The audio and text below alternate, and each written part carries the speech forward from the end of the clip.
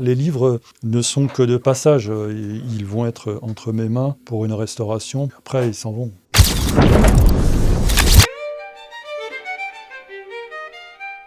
On va le prendre en main parce que la matière nous attire. On a envie de le toucher, on a envie de l'avoir dans les mains. D'ailleurs, c'est le but.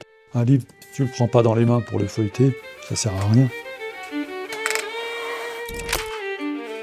On va avoir des matières qui sont primordiales, qui vont être hyper importantes pour le livre, qui vont être cachées. Le carton, une fois qu'il a été habillé par la toile, par le cuir, il disparaît. Il fait partie de la colonne vertébrale, il fait partie du squelette du livre. Mais on ne le verra plus jusqu'à la prochaine restauration, ça peut durer des centaines d'années.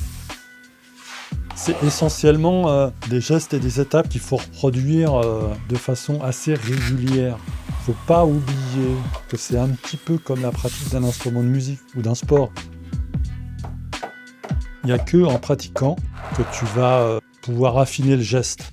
Et ce qui est rigolo, ce qui est très touchant, c'est dans les livres de cuisine, les petits bouts de recettes sur des petits papiers. On a tous une grand-mère qui notait sur un bout de papier une recette prise comme ça. Ça peut paraître tellement insignifiant aujourd'hui, mais à l'heure du numérique, tout est très superficiel. Ce petit bout de papier, il a traversé les années. Et quand il a été écrit, t'étais peut-être même pas né, donc il est là. Donc ça, c'est rigolo de tomber là-dessus. Ouais.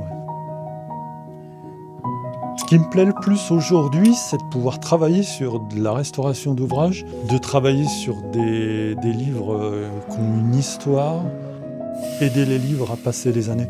Ça me passionne. J'ai eu connaissance d'un concours qui est la Biennale mondiale de la reliure d'art. On a un thème imposé, donc cette année c'était Colette, format papier, magnifique, et libre à toi en fait de faire la décoration. L'inspiration m'est venue directement du récit. J'ai eu besoin de lire le roman pour vraiment avoir une idée de ce que c'était. Par rapport aux descriptions de ce qu'elle me faisait, de ce que Colette faisait dans le livre, j'ai senti des odeurs, j'ai eu des couleurs qui me sont venues à l'esprit. Ensuite, j'ai eu cette idée-là qui m'est venue. C'est ça la magie du livre, en fait. J'ai l'impression qu'on revient à l'essentiel. Il y a une recherche d'authenticité aujourd'hui. C'est le plaisir d'avoir un bel objet qui a été fait main par un artisan, qui a peut-être, justement, par rapport à un objet industriel, un supplément d'âme.